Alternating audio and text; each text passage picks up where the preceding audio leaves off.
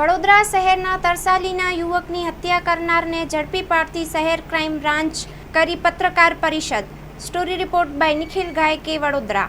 ગઈકાલે રાત્રે એટલે કે આજના દિવસે વહેલી સવારે લગભગ 3:45 વાગ્યાના અરસામાં રાવપુરા જે પ્રેસ છે, સરકારી પ્રેસ, એમની સામે એક અજાણા ઈસમની મૃત હાલતમાં લાશ મળેલી।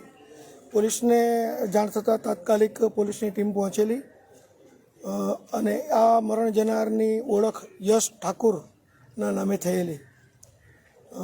સીસીટીવી કેમેરા, અન્ય સર્વેલન્સ અને હ્યુમન રિસોર્સિસના આધારે લોકલ પોલીસની ટીમો, એલસીબી અને સાથે સાથે ક્રાઇમ બ્રાન્ચની ટીમો પર આ ગુનો શોધવા માટે અલગ અલગ ટીમો બનાવીને કાર્યરત હતી અને એમાં ગણતરીના કલાકોમાં જ આ બનાવની જાણ પોલીસને 5 વાગ્યાના અરસામાં થયેલી અને લગભગ 3 થી 4 કલાકમાં જ પોલીસને આની ભાળ મળી ગયેલી અને આ કામે અમારા ક્રાઇમ બ્રાન્ચની ટીમો દ્વારા 2 આરોપીની ધરપકડ કરવામાં આવી છે। એમાં એક છે ભીમ બહાદુર ઉર્ફે ભીમ ગોપાલ બહાદુર સોની, જે નેપાળનો વતની છે, અને બીજો છે મેહુલ ઉર્ફે સન્ની મહેશભાઈ માળી।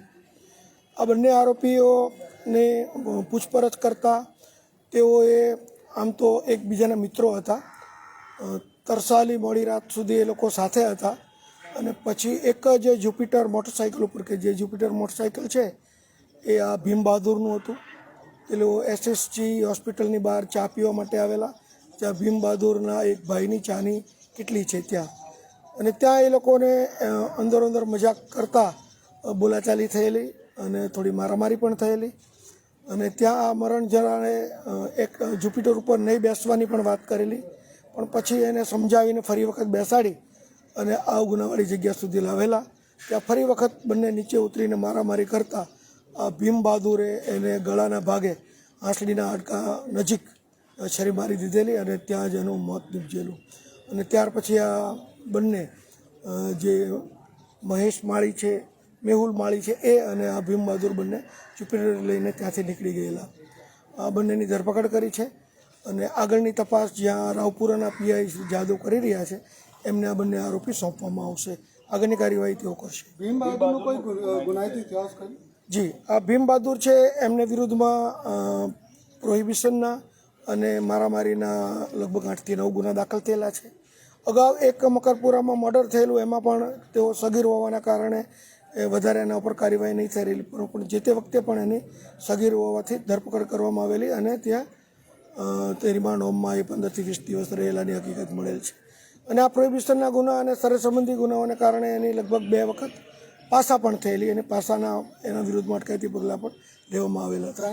અમારા 3 પીઆઈ અને 3 પીએસઆઈની 6 ટીમો સવારથી જ લાગેલી હતી, અલગ અલગ ટીમો બનાવીને આ ગુનાની ઇતિહાસને ધ્યાને રાખીને અને એ જુપિટરનું જે વર્ણન મળ્યું હતું એને આધારે અને સીસીટીવીને આધારે કઈ બાજુ એમનો રૂટ જાય છે, એ બધું અલગ અલગ ટીમોએ અલગ અલગ કામગીરી વહેંચી લીધેલી અને ગણતરીના કલાકોમાં અમને આ ગુનાનો ભેદ ઉકેલવામાં સફળતા મળી છે। પકડવામાં આવ્યું હતું?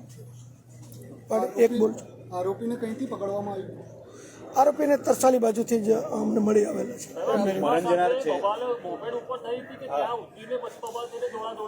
એ લોકો મોપાડ જે જુપિટર છે એમાં બેઠેલા, ત્યાંથી ઉતર્યા અને પછી ત્યાં એ લોકોને મારામારી થઈ। આ લોકો મિત્ર હતા, એકબીજાના ઘણા સમયથી મિત્રો હતા, સાથે હરતા પડતા। એવું એ તપાસનો વિષય છે। તપાસ દરમિયાન હજી એના રિમાન્ડ લેવામાં આવશે આરોપીના, અને શું કારણ, જો કદાચ કોઈ બીજું કારણ છે કે કેમ એ હશે તો જણાવવામાં આવશે, પરંતુ પ્રાથમિક તપાસમાં એવું જાણવા મળ્યું છે કે ચા પીધી ત્યાં લગી એ લોકોને કોઈ બીજી માથાકૂટ નહોતી। બની શકે છે, એ આગળનો તપાસનો વિષય છે। તપાસનીશ અધિકારી એ બાબતે પણ તપાસ કરશે કે કોઈ નશામાં હતા કે। હત્યા ત્યાં જ્યાં સરકારી પ્રેસ છે એની બહાર, જ્યાં ફૂટપાથ છે, ત્યાં જ એમની હત્યા થઈ। એ ખાલી એકબીજાની મશ્કરી કરતા હતા, એમાંથી વધારે બોલાચાલી થઈ ગઈ એવું એમનું પ્રાથમિક રીતે કહેવું છે। કેટલા ઘા સાહેબ મારે? એક જ ઘા માર્યો છે એવું એમનું કહેવું છે। બાકી પોસ્ટમોર્ટમ રિપોર્ટના આધારે જાણવા મળશે, જો કદાચ બીજી ઈજા હશે તો એ જાણ મળશે. એ હથિયાર ક્યાંથી લાવ્યો તો શું છે એની કોઈ પૂછપરછ થઈ? ના, હજી એ કોઈ પૂછપરછ અમે કરી નથી અને હથિયાર પણ હજી અમારા સુધી હજી નથી આવી. એણે ગુનાની કબૂલાત કરી છે. હથિયારની તપાસનીશ અધિકારી રિમાન્ડ દરમિયાન કરશે. ચપ્પુ મારનાર છે એ ભીમ બહાદુર છે. આટલી નાની બાબતમાં હત્યા કરી નાખીએ ગળે નથી ઉતરતું. કોઈ જૂની અદાવત છે એ વિશે બંને વચ્ચે? હજી સુધી એ વસ્તુ ધ્યાન ઉપર નથી આવી કે કોઈ બીજું કારણ છે કે કેમ. એ તપાસનો વિષય છે. કદાચ રિમાન્ડ દરમિયાન કોઈ બીજું કારણ મળે પણ ખરા.